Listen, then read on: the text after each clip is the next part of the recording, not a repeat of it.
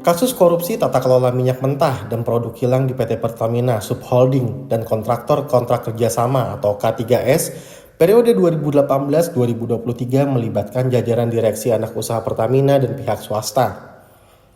Jaksa Agung Sanitiar Burhanuddin mengungkapkan, kerugian negara akibat perbuatan itu sebesar 193,7 triliun rupiah dalam kurun waktu 1 tahun. Kerugian itu terdiri dari beberapa komponen, di antaranya ekspor minyak mentah yang seharusnya digunakan untuk kebutuhan dalam negeri senilai 35 triliun rupiah, serta pembelian minyak mentah dan produk kilang dengan harga markup melalui broker yang merugikan negara 11,7 triliun. Selain itu, kebijakan impor ilegal ini juga berkontribusi terhadap meningkatnya biaya kompensasi dan subsidi BBM yang ditanggung APBN pada 2023 dengan nilai kerugian mencapai 147 triliun. Kasus korupsi ini menyeret 7 orang tersangka yang berasal dari jajaran direksi anak usaha Pertamina dan pihak swasta. Para tersangka tersebut adalah Direktur Utama Pertamina Patraniaga Rifa Siahaan, Direktur Optimasi Feedstock dan Produk PT Kilang Pertamina Internasional Sani Dinar Safudin, Direktur PT Pertamina International Shipping Yoki Firnandi, dan Vice President Feedstock Management PT KPI Agus Purwono.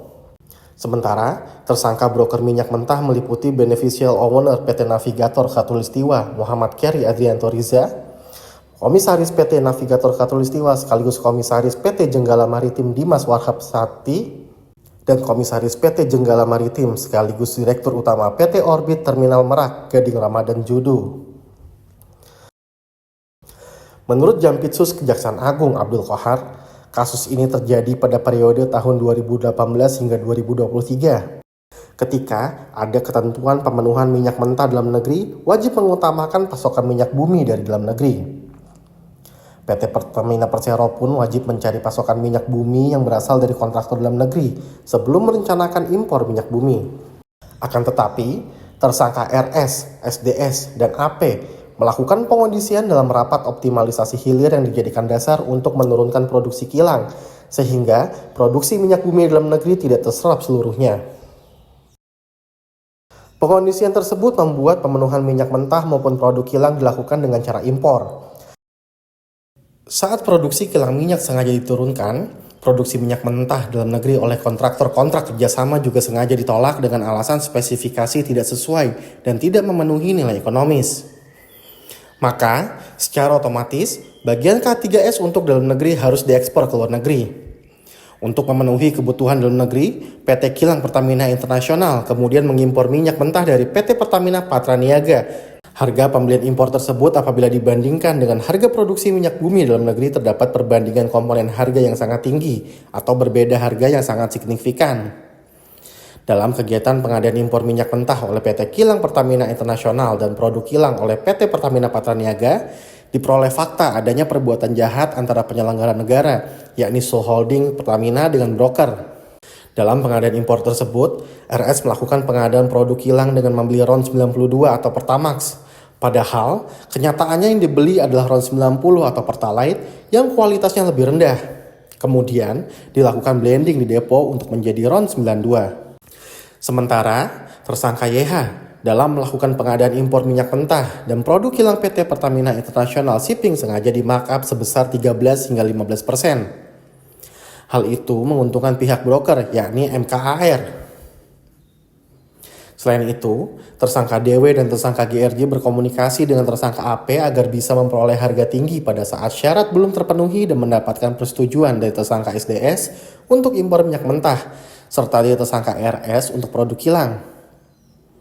Akibat kecurangan tersebut, komponen harga dasar yang dijadikan acuan untuk penetapan harga indeks pasar atau HIP BBM untuk dijual kepada masyarakat menjadi lebih tinggi. HIP tersebut dijadikan dasar pemberian kompensasi maupun subsidi BBM setiap tahun melalui APBN.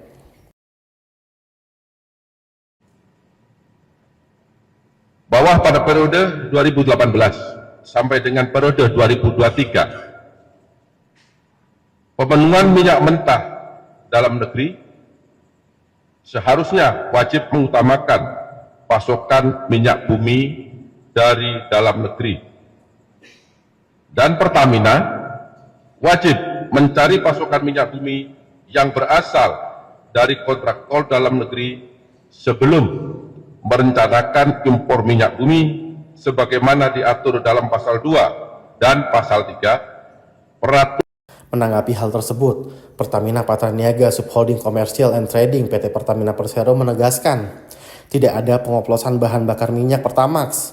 Kualitas Pertamax dipastikan sesuai dengan spesifikasi yang ditetapkan pemerintah, yakni RON 92.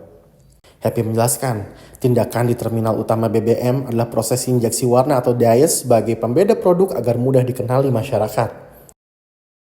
Menanggapi isu yang saat ini berkembang di masyarakat, di warganet dan di media, kami tegaskan bahwa tidak ada Pertamax oplosan. Jadi Pertamax yang kami salurkan di SPB ini sudah kami pastikan sesuai dengan spesifikasi yang ditentukan oleh Ditjen Migas. Dan tentunya di terminal BBM semua produk yang masuk ini adalah produk jadi sesuai dengan RON masing-masing. Jadi kalau Pertalite RON 90, Pertamax RON 92, dan Pertamax Turbo RON 98. Dan kalaupun ada treatment yang dilakukan di terminal BBM, ini sebetulnya bukan pengoplosan ya, tapi di sini tentu ada beberapa BBM yang mungkin datang tidak dengan warna, karena basicnya sebetulnya BBM ini tidak berwarna, sehingga diperlukan pewarnaan atau dyes ya, sehingga masyarakat mudah mengenali. Seperti Pertamax ini diberi warna biru, kemudian Pertamax Turbo diberi warna merah. Selain itu juga diberikan zat aditif untuk meningkatkan performance dari BBM itu sendiri. Jadi sekali lagi kami tegaskan, ini bukanlah pengoplosan.